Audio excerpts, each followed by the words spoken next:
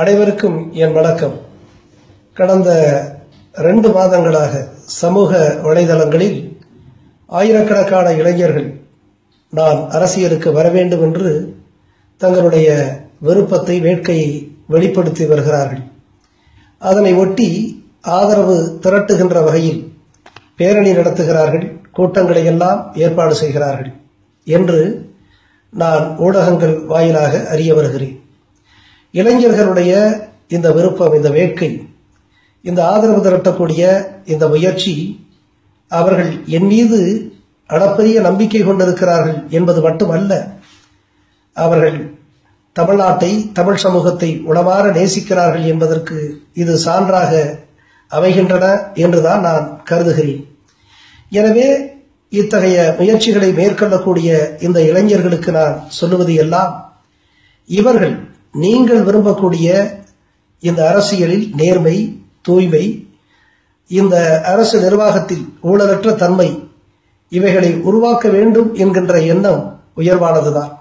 ஆனால் நான் சொல்ல விரும்புவது என்னவென்றால், இந்த அரசியல் என்பது சமூகத்தினுடைய ஒரு அம்சமாக, ஒரு அங்கமாக பார்க்க வேண்டும். இன்றைக்கு அரசியலிலே நேர்மை இல்லை, தூய்மை இல்லை என்று சொல்லக்கூடிய நாம், சமூகத்தினுடைய பிற தளங்களிலே, பல்வேறு தளங்களிலே இன்றைக்கு நேர்மையின்மை, இந்த உண்மையின்மை புறையோடி போயிருப்பதை நம்மால் பார்க்க முடிகிறது. எனவே அரசியலில் நேர்மையை கொண்டு வர வேண்டும் என்று எண்ணக்கூடியவர்கள் தொடங்கக்கூடிய இடம் சமூகத்திலிருந்துதான் என்று நான் கருதுகிறேன். சமூகத்தில் நாம் ஒரு நேர்மை விழிப்புணர்வை உருவாக்கி ஒரு தூய நேர்மையான சமூகத்தை நாம் கொண்டு வருவோமானால், உருவாக்குவோமானால், நேர்மையான சமூகம், நேர்மையான அரசியலை மிக எளிதாக கொண்டு வந்துவிட முடியும் என்று நான் நம்புகிறேன். எனவே அன்பிற்குரிய இளைஞர்களே, நாம் இந்த தேர்தல் அரசியலை தாண்டி இந்த சமூகத்தை நோக்கி நாம் செல்ல வேண்டும் என்று எண்ணுகிறேன். எனவே இன்றைக்கு நான் வேண்டுவது, நீங்கள் உங்களுடைய அளப்பரிய அந்த ஆற்றலை, சக்தியை, அறிவை நம்முடைய சமூக மேம்பாட்டிற்கு பயன்படுத்தலாம் என்று நான் கருதுகிறேன். உங்களை இன்னும் சொல்ல போனால் சமூக பணிகளிலே ஈடுபடுத்த நான் ஆசைப்படுகிறேன். தமிழகத்தின் பசுமை பரப்பை அதிகரிக்க லட்சக்கணக்கான மரங்களை நட்டு பராமரிக்கலாம், பாதுகாக்கலாம். இந்த நாட்டினுடைய முதுகெலும்பாக விளங்கக்கூடிய விவசாயிகளுக்கு ஆதாரமாக விளங்கக்கூடிய ஏரி குளங்களை நாம் பாதுகாத்திடலாம், வலுப்படுத்தலாம்.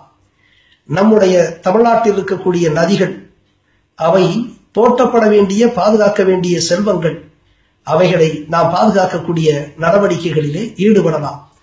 இயற்கை வளங்கள் சுரண்டப்படுவதை நாம் தடுக்க முடியும். அதை பற்றிய விழிப்புணர்வை சமூகத்திலே நாம் ஏற்படுத்திடலாம். இன்றைக்கு விவசாயத்தில் ஈடுபட்டிருக்கக்கூடிய உழவர் பெருமக்கள், அவர்களுடைய வாழ்க்கையில் வறுமையும் வெறுமையும் நிரம்பி இருக்கிறது. அவர்களுக்கு படித்த நாம், அறிவு மிகுந்த அளப்பரிய ஆற்றல் கொண்டிருக்கக்கூடிய நாம் அவர்களுக்கு உதவ எத்தனிக்கலாம். நெசவாளர்களுடைய நிலை பரிதாபகரமாக இருக்கிறது. ஒடுக்கப்பட்ட மக்களுக்கு, கிராம கைவிளைஞர்களுக்கெல்லாம் நாம் கரம் நீட்டலாம், கருணை காட்டலாம். அதே போல மாற்றுத்திறனாளிகளுக்கு, திருநங்கைகளுக்கு, அவர்களுடைய மேம்பாட்டிற்கு நம்மால் ஆனதை நாம் செய்ய முடியும்.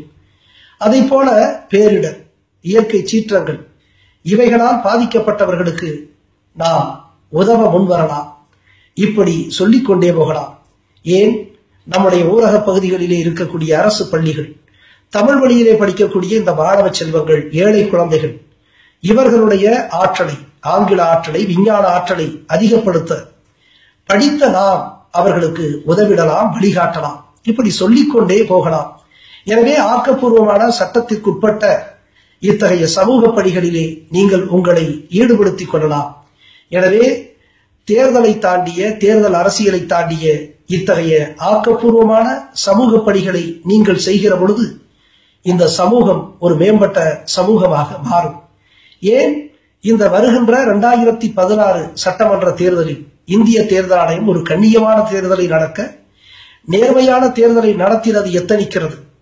எனவே அத்தகைய தேர்தலில் நம்முடைய ஆயிரக்கணக்கான இளைஞர்கள், நம்முடைய வாக்காளர் பெருமக்கள் நேர்மையோடு வாக்களிக்க, எந்த அரசியல் கட்சியினரிடம் லஞ்சம் பெறாமல் அவர்கள் அந்த நேர்மையோடு, தூய்மையோடு வாக்களிக்க நாம் ஒரு பெரிய பரப்புரையை, விழிப்புணர்வை இந்த சமூகத்திலே ஏற்படுத்த முடியும். ஏன், லஞ்ச ஊழலுக்கு எதிரான நடவடிக்கையில் கூட உங்களை ஈடுபடுத்திக் கொள்ளலாம். ஏனென்றால் லஞ்சத்திற்கு எதிரான நடவடிக்கை சட்டத்திற்குட்பட்ட, அரசியல் சட்டத்திற்குட்பட்ட நடவடிக்கை.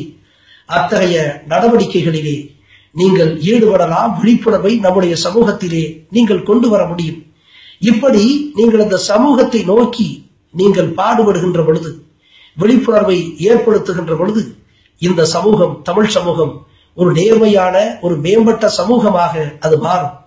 மேம்பட்ட ஒரு நேர்மையான சமூகம், ஒரு நேர்மையான அரசியலை கொண்டு வர முடியும். எனவே அன்பிற்குரிய இளைஞர்களே, உங்களை அன்போடு நான் கேட்டுக்கொள்வது, இத்தகைய ஆக்கப்பூர்வமான சமூக பணிகளில் உங்களை ஈடுபடுத்திக் கொள்ள வேண்டும் என்று நான் கேட்டுக்கொள்கிறேன்.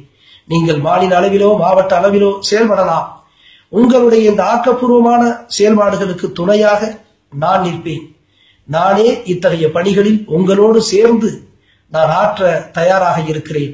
எனவே நாம் எல்லோரும் சேர்ந்து இத்தகைய சமூக பணிகளை நாம் மேற்கொள்ளலாம் என்று இந்த நல்ல நேரத்தில் அன்போடு கேட்டுக்கொள்கிறேன். வணக்கம், நன்றி.